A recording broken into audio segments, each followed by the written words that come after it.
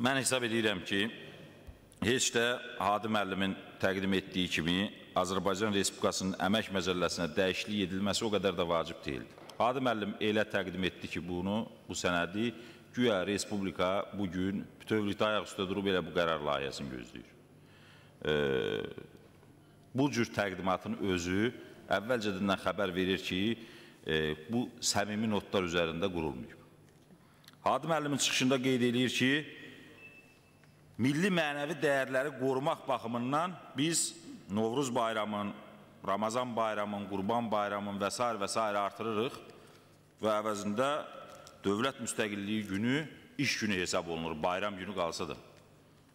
Hansı Sovet quruluşu dönəmində, hansı ildə 66-cı il səhv etmirəmsə Şıxəli Qurbanovun vaxtından başqa rəsmən Novruz bayramı, Qurban bayramı və yaxud da Ramazan bayramı bayram kimi qeyd edilib. Niyə unudulur ki, o Novruz bayramında, Qurban bayramında, Ramazan bayramında Azərbaycan xalqına bayram kimi yaşadan, rəsmi tarix kimi status verən 18 oktyabr dövlət müstəqilliyi günüdür.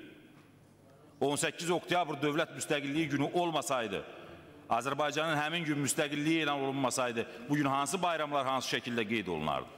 Mən hesab edirəm ki, dövlət müstəqilliyi günü bir mənalı şəkildə istəyir ayrıca bayram günü kimi və yaxud da Novruz bayramının 5 günün azaltmaqla bayram günü kimi qeyd olunmalıdır rəsmən.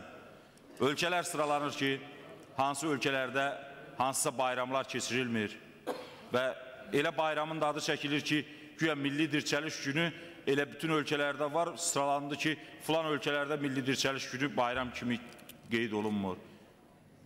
Heç filan adı çəkilən ölkələrdə milli dirçəliş günü yox idi. Heç yoxdur da, nə rəsmi, nə qeyri-rəsmi bayram kimi. Türkiyənin adı çəkildi. Türkiyədə milli dirçəliş günü bayramı var. Türkiyədə nə zamanla milli dirçəliş günü bayram kimi, iş və yaxud da qeyri-iş günü kimi sadalanıb. Buradan bu Milli Məclisin tribunasından yalan məlumat deyilir. Bu şəkildə mən hesab edirəm ki, Azərbaycanın dövlət müstəqilliyinə münasibət yaramaz.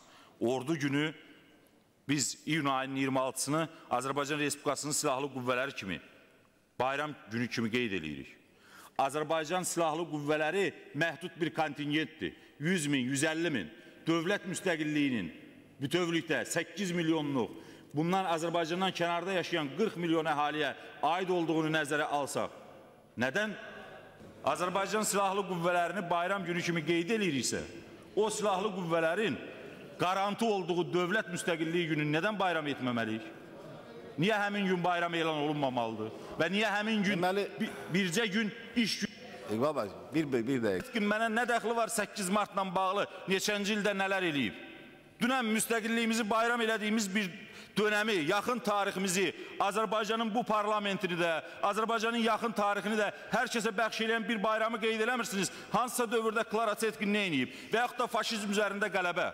Yəni bu şəkildə yanaşmaq, mən hesab edirəm, nə əmək məcəlləsində dəyişikliklə bağlıdır, nə bugün Hadi müəllimin təqdim elədiyi kimi Azərbaycan vətəndaşının sosial rifah halını yaxşılaşdırmaq üçün. Bu sırf siyasi qərardır, qəti şəkildə etiraz edirəm və hesab edirəm Azərbaycanın müstəqilliyi günü bayram günü kimi qeyd olunmalıdır. O cümlədən konstitusiya günü də, milli dirçəliş günü də eyni dərəcədə bir günlük bayram statusunu saxlamalıdır. Lazım olacaqsa Novruz bayramından 2 gün olunsun. İran kimi bəlkə bir aylıq eləyək Novruz bayram. 2 gün 20'si 21'i yetərli deyil mi? 2 gün bayrama. Gələk 5 gün biz Novruz bayramında bayram eləyək.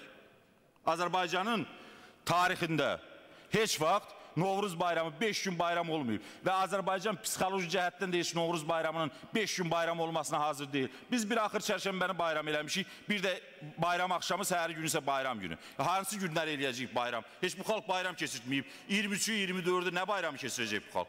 Bu xalq həmin günləri heç vaxt tarixində bayram kimi yaşatmayıb. Biz 20'si Martı keçirtmişik bayram axşamı, 21 Martı isə bayram günü. Axır çərşənbəni bir də bayram kimi qeyd eləmişik. Hadi müəllimin təqdimatından o dərhal görünürdü ki, o siyasidir. O əmək məcəlləsində dəyişiklik deyildi.